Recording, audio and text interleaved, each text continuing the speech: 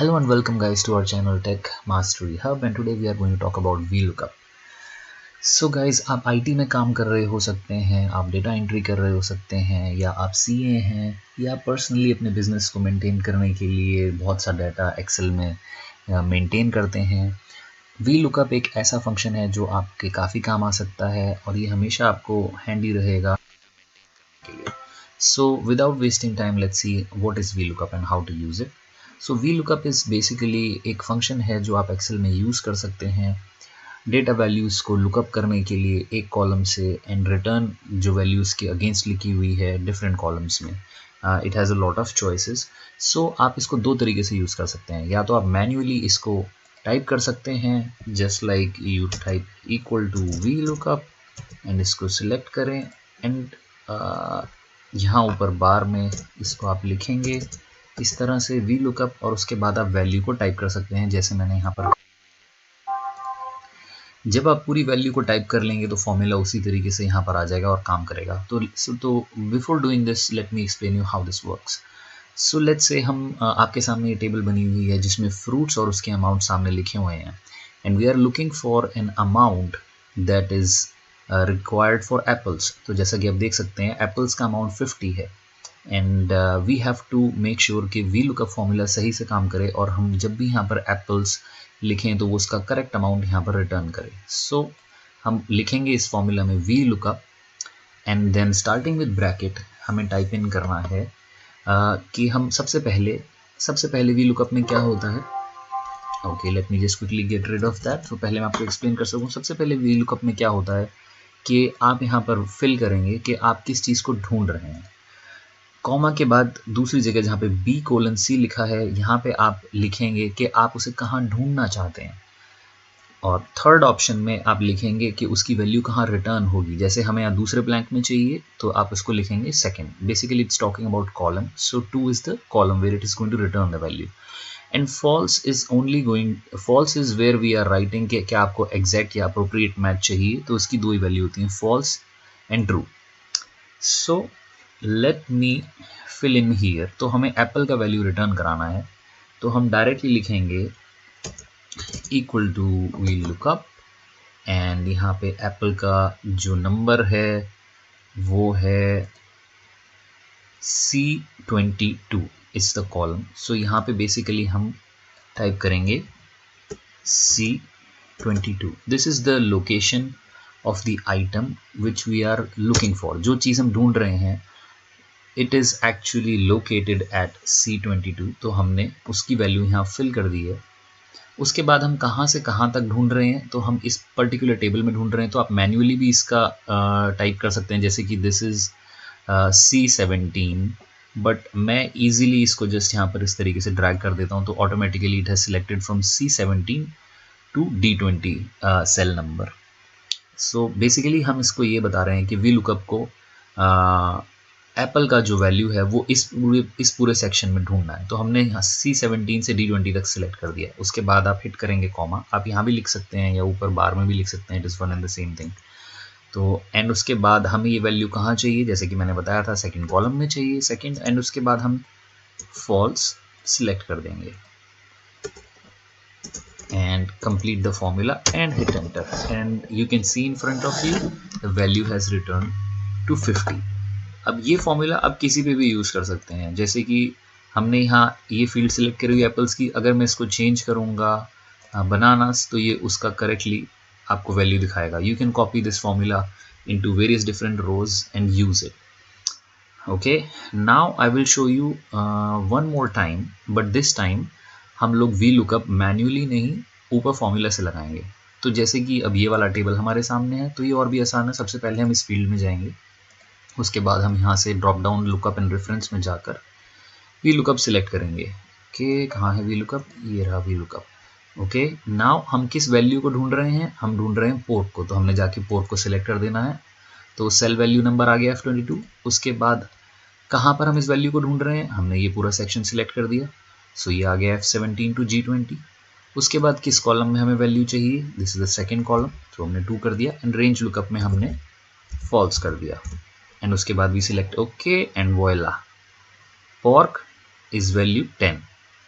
Correct. उसी तरह आप अगर इसको चेंज करेंगे it will return the correct value. Okay, let's move on to the next part now. So in VLOOKUP आप देखेंगे कि अगर आप VLOOKUP में कोई वैल्यू नहीं फाइंड कर पा रहे हैं, इन दैट केस आप उसको #NA देखेंगे, which is basically it will look like this. अगर वो कोई वैल्यू नहीं ढूंढ पा रहा है तो आपको इस तरीके का एरर दिखेगा, और आप उस एरर की handling if error statement use करके कर सकते हैं। ये आपको बहुत जगह इसका इस्तेमाल करने की ज़रूरत नहीं पड़ेगी, so but this is good to know. So now let's see in a wider range how to use VLOOKUP।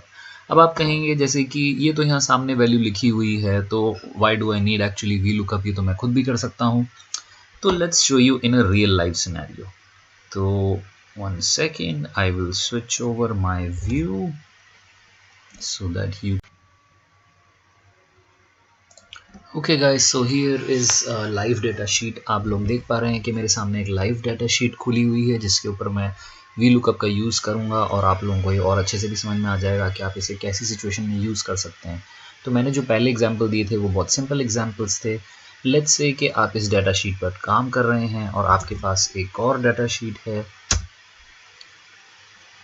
Let me open up a blank workbook and यहाँ से मैं ये सारी वैल्यूज़ इरेज कर देता हूँ सो दैट आप इसे समझ पाएँ। ओके, और मैं ये सारा डाटा यहाँ से कॉपी कर इधर डाल देता हूँ। अब लेट्स इमेजिन कि आपके पास नेम एंड वर्क ईमेल तो है लेकिन एम्प्लॉय कोड नहीं है। Okay, let me insert blank column here and we are going to name it as employee code। अब आपके पास दो शीटें हैं जिसमें कि अलग अलग यूज़र्स हैं, और मैं इसको थोड़ा सा और कॉम्प्लिकेटेड कर देता हूँ जिससे कि आपको समझ में आ जाए कि this is correct VLOOKUP and I am so मैंने ऊपर के यूज़र्स कुछ कट करके नीचे पेस्ट कर दिए हैं, एंड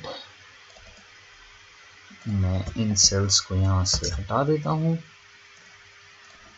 तो अब हमारा डाटा जम्बल्ड अप हो गया है। अब बेसिकली आपके पास दो शीट्स हैं जिसमें यूज़र्स इधर उधर नाम उनके लिखे हुए हैं जो हमने अभी थोड़ा सा जम्बल अप कर दिया, और आपके पास यहाँ ईमेल और उनका एम्प्लॉय कोड है। अब आप चाहते हैं कि आपके पास एक कंसोलिडेटेड लिस्ट आ जाए जिसके अंदर एम्प्लॉय कोड कंपेयर होकर यहाँ आ जाए जहाँ पे आपकी ईमेल है और नाम है। तो आपको इसके लिए VLOOKUP लगाना है। तो हम कैसे VLOOKUP लगाएंगे? तो मेरा प्रेफर्ड मेथड है, मैं मैन्युअली टाइप नहीं करता, मैं हमेशा लुकअप एंड रेफरेंस में जाता हूँ, स्क्रॉल डाउन करता हूँ, यहाँ से VLOOKUP चूज़ करता हूँ। तो क्या जैसा मैंने आपको समझाया था कि आप किस वैल्यू को ढूंढ रहे हैं, तो हम इन सारे नामों को ढूंढ रहे हैं। तो हम इन नामों के कॉलम को सिलेक्ट कर देंगे एंड आप देख रहे हैं कि उसका रेंज ऑटोमेटिकली वहाँ सिलेक्ट हो गया है। उसके बाद हम टेबल अरे में आएंगे, जो मैं आपको समझाया था कि हम कहाँ इस वैल्यू को ढूंढ रहे हैं। तो हम फर्स्ट वाली शीट पर आ गए और हमने सिलेक्ट कर दिया कि हम उस वैल्यू को इस वाली शीट में ढूंढ रहे हैं। रेंज ऑटो सिलेक्ट हो गई है। अब कॉलम नंबर जिसमें हमें वैल्यू चाहिए वो है A एंड B में हमें वैल्यू चाहिए, तो 1 and 2, this is column number 2 and last option will be false, जैसा मैंने आपको पहले एक्सप्लेन किया था। उसके बाद हम यहाँ ओके हिट करते हैं एंड वॉयला, आप देख रहे हैं कि सारी वैल्यूज़ यहाँ आ गई हैं एम्प्लॉय कोड के अंदर ऑटोमेटिकली। अब हम देखते हैं क्या ये वैल्यू सही है। तो सबसे पहले एडवर्ड्स को चेक करते हैं जो कि हमारे फर्स्ट नंबर पर है। यस, ये वैल्यू करेक्ट है। उसके बाद हमारे पास है अमोल, तो अमोल यहाँ लिस्ट में कहाँ पर है? Let's do a control F, Amol को ढूंढते हैं and it is employee code is 1947। क्या हमारा एम्प्लॉय कोड 1947 आया है? Yes it is. आप देख सकते हैं हमारी लिस्ट में ये दोनों जगह 1947 है। And if we go to the other sheet, ये रहा अमोल एंड इट इज़ 1947। अगर आप सुनंदा का चेक करना चाहते हैं तो हमारे पास 1884 आया है। Let's check go to the actual sheet and here आपको दिख रहा है सुनंदा का 1884। सो दोस्तों, इस तरीके से आप VLOOKUP का इस्तेमाल कर सकते हैं। मैं आशा करता हूं कि आपको VLOOKUP का इस्तेमाल करना अच्छे से आया। Please like and subscribe our video and channel, and मैं आगे बहुत अच्छी वीडियोस भी बनाने वाला हूं, तो प्लीज़ सब्सक्राइब करिए। मैं आपको और भी फॉर्मूलाज के बारे में बताऊंगा एंड AI के यूज़ के बारे में बताऊंगा. So I hope you enjoyed the video. Please like and subscribe our channel. Thank you for watching.